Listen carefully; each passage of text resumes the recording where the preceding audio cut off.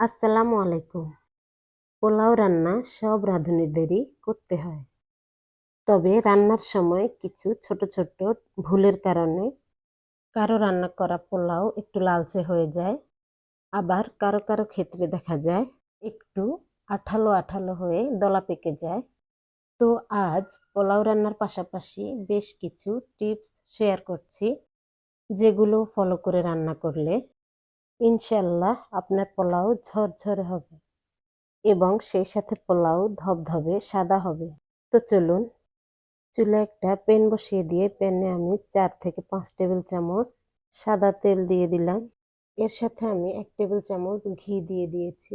চাইলে সাদা তেলেও রান্নাটা করে নিতে পারেন, তবে ঘি দিলে পোলাওর ফ্লেভারটা খুব ভালো আসবে। তো এখানে আমি 1 কাপ পরিমাণে পেঁয়াজ কুচি করে রেখেছি, ওটা এখানে দিয়ে দিলাম। এই পেঁয়াজটাকে আমি হালকা বাদামি কালার করে নিচ্ছি। এই পেঁয়াজগুলো হালকা ভাজা হয়ে গেলে আমি এখানে দিয়ে দিচ্ছি 1 টেবিল চামচ আদার পেস্ট, এর সাথে 1 টেবিল চামচ রসুনের পেস্ট। আদা এবং রসুনের পেস্টের কাঁচা গন্ধটা যাতে চলে যায়, আমি কিছুক্ষণ পেঁয়াজের সাথে ভেজে নিচ্ছি। এই রেসিপি ফলো করে রান্না করলে পোলাও শুধু ঝরঝরে হবে না, গ্রানে মৌ মৌ করবে চারপাশ। এখানে আমি 3 কাপ চিনি গুঁড়া চাল ধুয়ে আগে পানি ঝরিয়ে রেখেছি। এখন এই চালগুলো দিয়ে আমি কিছুক্ষণ অনবরত নেড়ে চালগুলো ভেজে নেব। আপনারা এক্ষেত্রে খেয়াল রাখবেন, যত চালগুলো ভাজবেন আপনার পোলাও তত ঝরঝরে হবে। এ পর্যায়ে নাড়াতে থাকতে হবে চালগুলো। কিছুক্ষণ ভেজে নেওয়ার পর দেখবেন শন শন একটা শব্দ হয় এবং চালগুলো প্যানের নিচে লেগে আসছে। ঠিক তখনই বুঝবেন চালগুলো ভাজা হয়ে গেছে।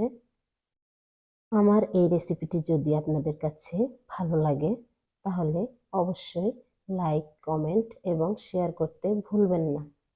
আর অবশ্যই কমেন্টে আপনাদের মতামত জানিয়ে দেবেন কেমন হলো এই রেসিপিটা। এখন আমি এই পোলাওয়ে 3 কাপের সাথে ডাবল পানি অ্যাড করব। আমার এখানে 3 কাপ চিনি গুঁড়া চাল ছিল, আমি এর সাথে 6 কাপ পানি অ্যাড করছি। সাথে 1 কাপ গরুর দুধ ব্যবহার করছি এখানে আমি। এই দুধ এবং পানিগুলো আমি আগে মেপে রেখেছি। 3 কাপ চালের সাথে আমি ডাবল পানি অ্যাড করেছি দুধ সহ। এখন আমি টেস্ট অনুযায়ী লবণ ব্যবহার করছি। 1 টেবিল চামচ লবণ এখানে আমি দিয়ে দিলাম।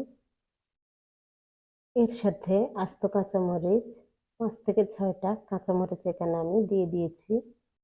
শুরু থেকে মিডিয়াম আঁচে আমি চালগুলো ভেজে নিলাম। এখন চুলার আঁচটা বাড়িয়ে আমি 5 মিনিট কুক করে নিচ্ছি।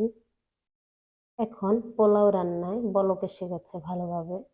এর মধ্যে আমি 1 চা চামচ লেবুর রস অ্যাড করেছি। এখন হাই হিটে আরো 2 মিনিট আমি কুক করে নিচ্ছি পোলাওগুলো। 2 মিনিট পর আমি ফিরে এলাম। দেখুন সুন্দরভাবে সবগুলো পানি টেনে গেছে। এখন আমি স্লো হিটে পোলাওগুলো আরো 10 মিনিট দমে রান্না করব। আপনারা যখন দেখবেন পোলাও থেকে পানি টেনে গেছে তখন চুলার ফ্লেম কমিয়ে 10 মিনিট দমে রান্না করে নেবেন। এতে করে আপনার পোলাও ঝরঝরে এবং পারফেক্টভাবে কুক হবে এবং নিচ থেকে লেগে যাওয়ার চান্স থাকবে না। এরকম পারফেক্টভাবে পোলাও রেসিপি রান্না করলে এই পোলাও রান্নার ঘ্রাণে সারা বাড়ি একেবারে মৌ মৌ করবে। তো আপনারা দেখেই বুঝতে পারছেন এই পোলাওটা খেতে কতটা টেস্টি এবং মজাদার হবে। কেমন ঝরঝরে হয়েছে দেখতেই পাচ্ছেন এবং পারফেক্টভাবে প্রতিটি রাইস সেদ্ধ হয়ে গেছে। তো আমি এখানে গরম মশলাটা ব্যবহার করতে ভুলে গেছি, তাই আমি অফ ক্যামেরায় দুটো তেজপাতা এবং 3-4টে এলাচ এবং দুটো দারচিনি ব্যবহার করেছি। এখন আমি এর মধ্যে বেরেস্তা অ্যাড করছি। তো এরকম সাদা এবং ধবধবে ঝরঝরে পোলাও রান্না করতে চাইলে আমার রেসিপি ফলো করুন, তাহলে আপনার পোলাওটা একদম সেম হবে। তো আজ এ পর্যন্তই। সবাই সুস্থ থাকবেন, ভালো থাকবেন এবং আমার জন্য বেশি বেশি দোয়া করবেন। আল্লাহ হাফেজ।